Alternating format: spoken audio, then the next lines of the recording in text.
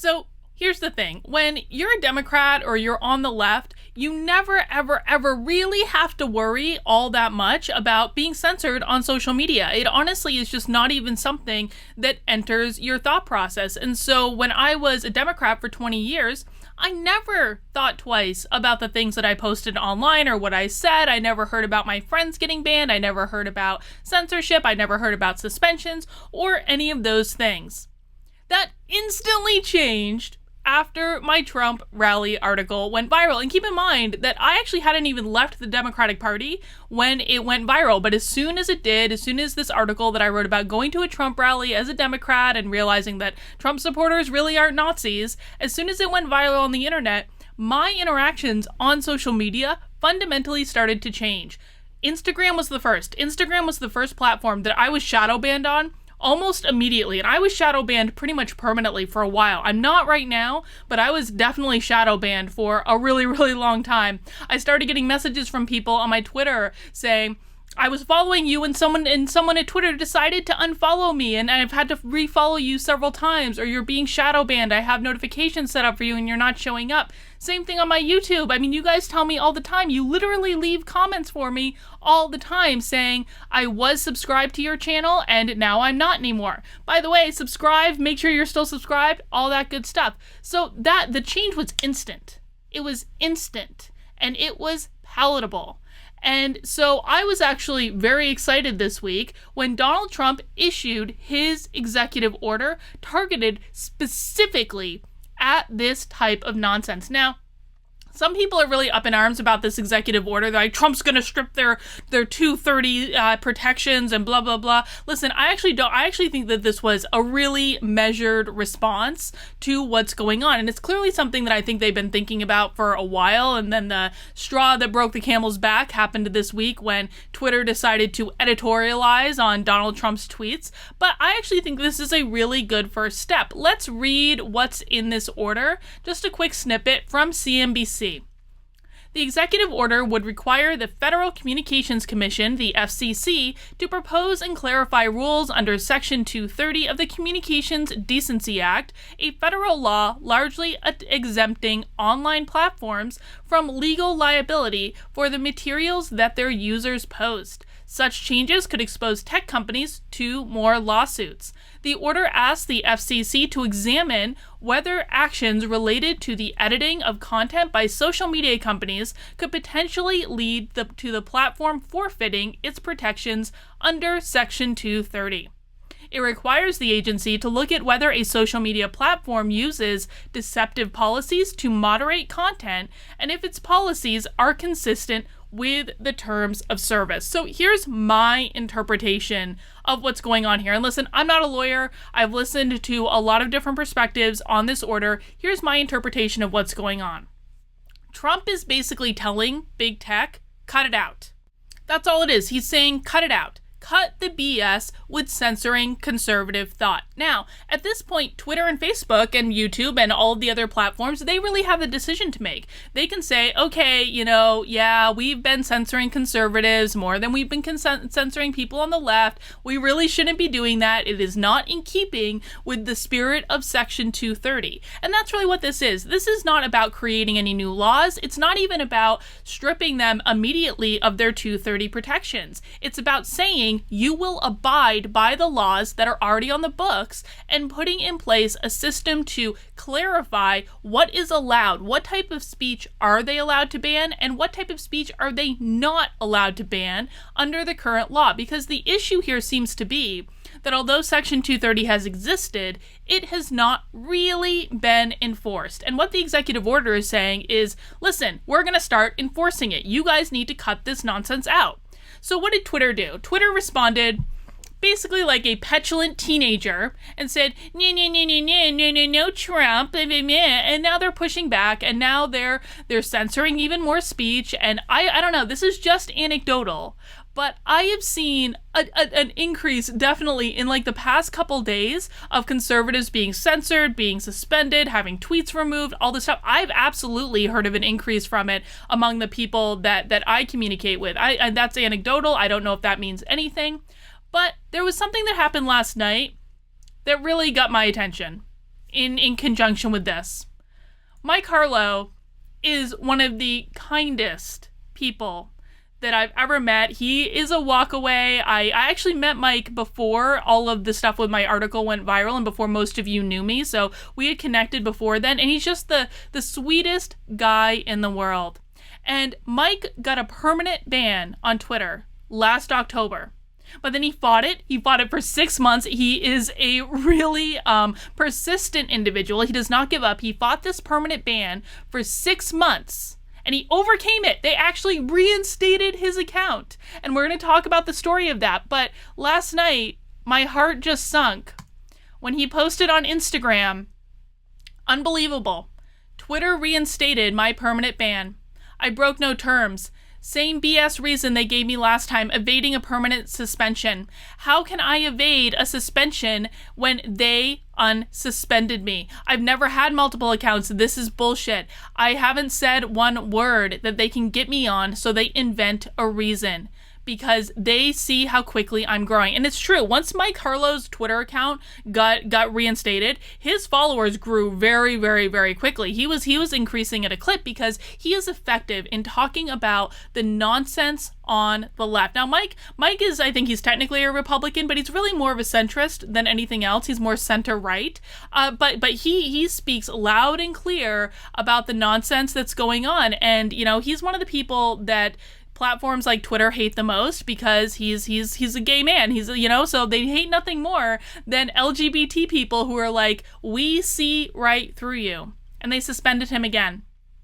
And so what I want to talk about in this video is really Mike Harlow's story, because listen, folks, we've got to make a ruckus about this as much as we can. This is absolute BS, and the story I'm about to tell you is going to show you that it is absolute BS, and this is Twitter just backlashing against Trump, giving them a little smackdown with Section 230, and I strongly doubt that Mikey is the only person that's been affected by this. Like I said, I've seen a dramatic uptick in terms of friends of mine that are being censored, having stuff removed, having, suspensions on their accounts or bans on their account. It definitely has been in the last couple days. I think it's Twitter backlash to this executive order. They're like a petulant teenager that's testing their boundaries. And we cannot, I know there's a lot going on in the world, and there are certainly things that are going on in the world that are more important than Twitter. Almost anything is more important than Twitter. But we have to make a ruckus about this because these things matter. These precedents matter. So the first thing I want to do is tell the story of Mike Harlow's original Twitter ban. So this is Twitter ban number 1. This happened back in October, and this was BS 2, and I'm going to lay out for you, or I'm going to explore Carter's article laying this out, because Carter did a really great job of this. Carter Lauren is one of the hosts of Unsafe Space, which is my favorite YouTube channel. I love it, and Mikey has been on Unsafe Space many, many times. After Mikey got banned the first time, Carter wrote this article laying out exactly what happened. So we're going to read this so that you can see what BS this was in the first place, and I will link it in the description below so you can go see it for yourself. Twitter is at war with the very idea of America. As evidence, one need only look at the social media giant's latest innocent victim, Mike Harlow. On Friday, Harlow received a stupefying email with the simple subject, "Your Twitter account has been suspended." By way of an inadequate explanation, the email unceremoniously read, "Specifically for violating our rules against evading permanent suspension." That might sound reasonable, except that this was the first notice Harlow had ever received from Twitter, and he was clueless as to what behavior the company was referencing. "I had never had a permanent suspension," he wrote. "I never broke any terms of service." Harlow had never taken any action that could possibly be construed as evading permanent suspension, especially considering the fact that such a suspension was non-existent in the first place. All this was rather infuriating and confusing, but while Harlow was searching for answers, Twitter decided to get specific with its accusation by sending him an update explaining that he'd been caught managing multiple Twitter accounts for abusive purposes. This may indeed be a violation of Twitter's rules, except for one minor detail. It wasn't true. Harlow had been operating a single Twitter account at Mikey the Harlow for years. He hadn't changed phones or created multiple accounts or done anything to warrant such a change, nor had he engaged in online abuse. Naturally, Harlow appealed. If the company's previous accusations smelled a bit fishy, Twitter's response to Harlow's appeal was downright putrid. Your account has been suspended and will not be restored because it was found to be violating the Twitter terms of service, specifically the Twitter rules against participating in targeted abuse. His sin? Defending someone who's been the victim of abuse on Twitter. Yes, you read that correctly. When a leftist outrage mob attacked Megyn Kelly months earlier for posting pictures of her children, Harlow had come to her defense by admonishing those harassing her and sarcastically comparing the situation to a Monty Python skit. OMG, she loves her children? Burn the witch. For that tweet, Mike Harlow was permanently banned. And there's the screenshot of Twitter communicating that. Now, I want to add a little additional commentary. So, right after my article went viral, I actually went viral on Twitter for another reason. I went viral on Twitter for defending Caitlin Bennett from being attacked by an angry mob at a college. And I swear this has relevance. So to just outline this was right at the same time Caitlin Bennett, gun girl, she went to a college to do her typical interviews and a massive angry mob formed and chased her off the campus and they were throwing things and it was horrible. Now, I am not really a fan of Caitlin Bennett. I think that I don't trust her tactics. I do not agree with some of her positions on things, but I tweeted something to the effect of, I don't see how you can watch an angry mob form and think this hasn't gone too far, because as much as I may disagree with Caitlin Bennett, no one deserves to be confronted by an angry mob. That is ludicrous to me. And so that tweet went viral. Twitter featured it in one of its Twitter moments or whatever, and I got so much backlash from that, I can't even tell you. But people were actually using the exact same words that Mikey was using in this tweet. There was one person saying, burn the witch, but she was serious. Mikey said this and was joking. This person was saying it and it was serious. And I was like, oh my God, I screen capped it. I reported it to Twitter. I was like, they're doing the exact same thing. And I'm sure I still have those screen caps available somewhere, but that is direct proof. I mean, Mikey's tweet was not serious. He was not seriously saying to burn someone. But when you do it on the left and you do it directed at someone like Caitlin Bennett, apparently that's okay and not at all something that should result in a permanent ban on Twitter, because that's the way that Twitter works. Let's keep going.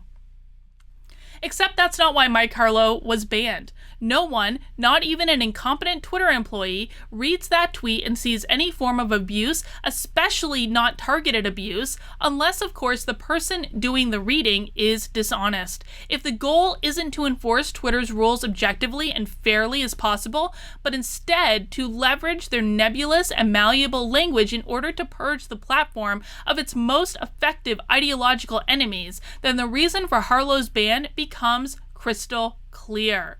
And then Carter pontificates a little bit about this, and it's worth reading. Go read the article. I just want to make sure that we're keeping some semblance of time on this video. Harlow's real sin is that he's effective opposition to Twitter's seditious goals. His ban was less about the size of his following and more about his rapid growth and biting verve in communicating his ideas, the wrong ideas, by Twitter's standards. Twitter censors have come to realize that it's easier to kill potential influencers when they're in the nascent stages. Harlow had about 3,600 followers, and I think he had easily doubled, if not more, that by the time he got to his second ban. Rather than wait until they've amassed an audience of millions. Millions of angry followers can lead to bad press, but smaller accounts can be bullied and excommunicated without so much fuss. That's what makes identifying potential dissenters and banning them early so critical to Twitter activists.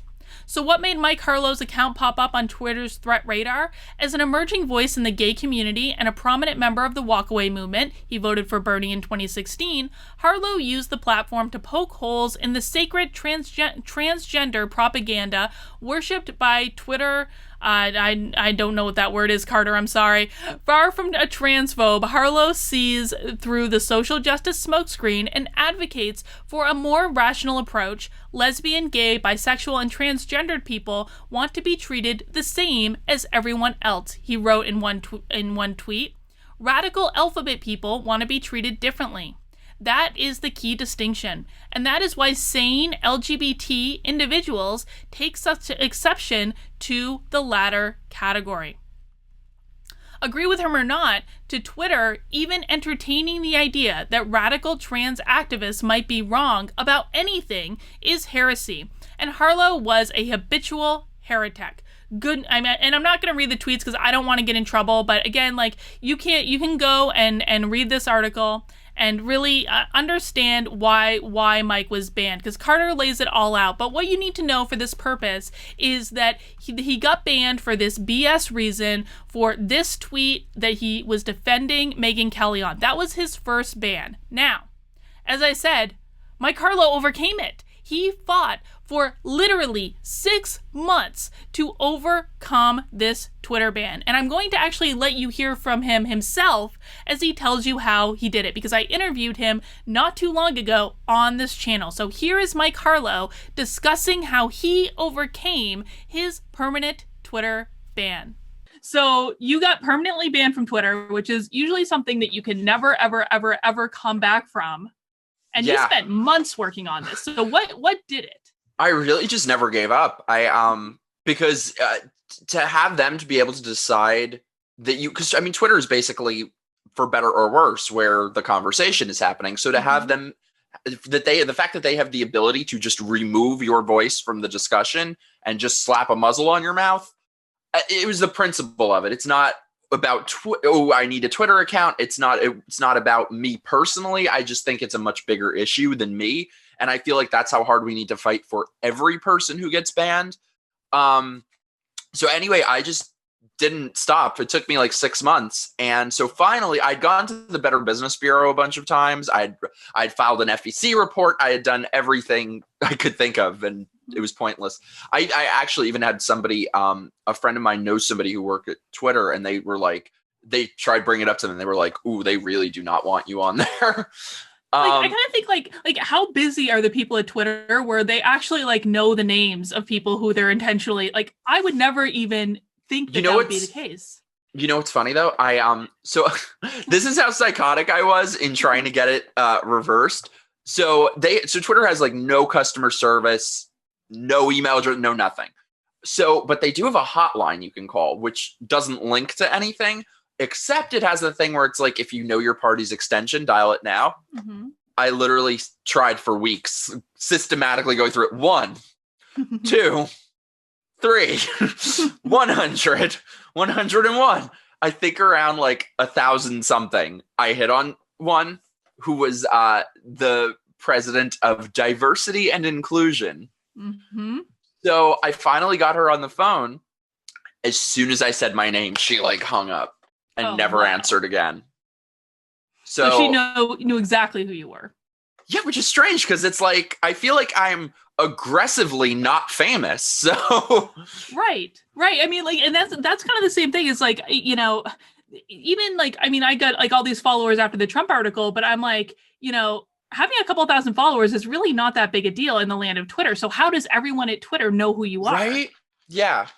No, because I think it's a couple different things. I think they look at who is growing, and here's what always bothered me so much about it too, is that if you look at the people who aren't banned from Twitter, you'll see David Duke, Richard Spencer, Louis Farrakhan, and their whole excuse is, fighting hate and hate and hate. Wouldn't you start there? Not that I want those people banned, because I don't think that's the right thing, but wouldn't you start there if that's what you supposedly care about? One would think. So what I ended up doing is somebody was like bragging that they were taking credit for getting me banned, and they openly claimed that they were targeting LGBT Republicans with doxing and false bans and all of that. So I don't even know if that's the person who actually got me banned. Probably not. But as soon as I saw that, I was like, ooh, boom, leverage. Mm-hmm. So I filed one more report with the Better Business Bureau, because that at least gets it to a human. And I was like, here you now have written evidence that this person's targeting LGBT people. You got to translate it into leftists. So yes. I played that friggin' LGBT card like blackjack. And I was like, with targeting LGBT people with doxing, which is a crime in the state of California. So if you do not restore my account by Monday, I will be filing a lawsuit for the targeted violence of LGBT people. My account was restored within an hour. And they didn't even tell you, right? You found out by accident. No, I had no idea. I found out when people who follow me were like, oh my God, are you on? Yeah. So that's Mike Harlow's story about how he got over his first permanent Twitter ban. Essentially, he was a giant pain in the butt. He found leverage saying that people were actively going after gay conservatives on Twitter to try to get them banned. He used that. He reported it to the Better Business Bureau. Within an hour of him reporting it to the Better Business Bureau and threatening to sue, Twitter restored his account. And we can actually see, because he posted it on his Instagram, the message that Twitter sent him through the Better Business Bureau. Hello, we're writing to let you know that we've unsuspended your account. We're sorry for the inconvenience and hope to see you back on Twitter soon. A little background, we have systems that find and remove multiple automated spam accounts in bulk, and yours was flagged by mistake. Please note that it may take an hour or so for your followers and following numbers to return to normal. If you need to get in touch with us again, please file a report through your Twitter app or our forms page, as this account isn't monitored for replies. Twitter. This was on March 6th. So according to Mikey said Twitter unsuspended my account in March, maybe not March 6th, but in March, after 6 months of being permanently banned. How can I now be evading a permanent suspension when they are the ones who unsuspended me? Can anyone tell me what sense this makes? And I think that that is a really good question, because Mike Harlow did not do anything, even like Twitter. Like, listen, look at the email that Twitter sent him. This is the email that Twitter sent him when they chose to ban him for a second time for no good reason yesterday. Specifically, you have been banned for violating our rules against evading a permanent suspension. According to this email from the Better Business Bureau sent by Twitter, they unsuspended his account. So why is Mike Harlow banned? Why are we even having this conversation again? Listen, this nonsense really pisses me off. And I really believe that this is Twitter just acting like a petulant school child in response to Trump's executive order. That's what it is. They're like doubling down, as they always do. And frankly, I mean, this is going to be their own downfall at the end of the day. This is going to be their downfall, because if they keep going down this route, Trump's going to figure out a way to revoke their Section 230 protections, and then Twitter will likely cease to exist as a service entirely. This is the very definition of cutting off your nose to spite your damn face. The solution to this is incredibly simple. Stop censoring conservatives. Stop doing it. Just stop. Stop it. That's all they need to do, is just say, okay, guys, we had our fun. We controlled the narrative for a little while and got lots of conservatives banned off our site, but we need to stop now, because if we don't stop, our business is actually going to be screwed. They're not doing that. Boggles my mind. So if you think that Mike Harlow does not deserve to be banned, please share this video. Please raise hell. Use the free Mike Harlow hashtag on Twitter. It's from the first time he got banned. But please share this story. Share his accounts. You can follow him on Instagram at Sleepy Harlow. I don't know if he's on Parler yet. I'm sure he's going to get on Parler and probably Gab at some point too. He really should if he hasn't already. But definitely share this out, man. Share this out. We should not take this nonsense lying down, because if they can do it to him, they can do it to me, and they can do it to you too for any reason they want. They can invent any single reason under the sun, and it's not okay, especially in a time when the government is literally mandating that we stay in our houses. These are our public squares. These are the ways that you participate in a discussion. It's Twitter, it's Facebook, it's big tech. That is the current public square. When you can't leave your house, that is what it is. And they aren't living up to that responsibility. They aren't saying we are going to foster an environment that allows for dialogue, that allows for opposing ideas, that allows for conversations, even ideas we disagree with, even ideas that we find maybe a little bit reprehensible. They aren't doing that. So I hope you share this out. I really do. This is wrong. This is one of those things that it's just wrong. It feels so bad. And listen, I just want to acknowledge again, being banned from Twitter, in the grand scheme of things, not the biggest deal in the world. It's not. There are far more important things. But it's wrong, and it shouldn't be happening. And it's a slippery slope, man. It is a slippery slope. If you start here, who knows where it goes from there, and that's when it gets really terrifying.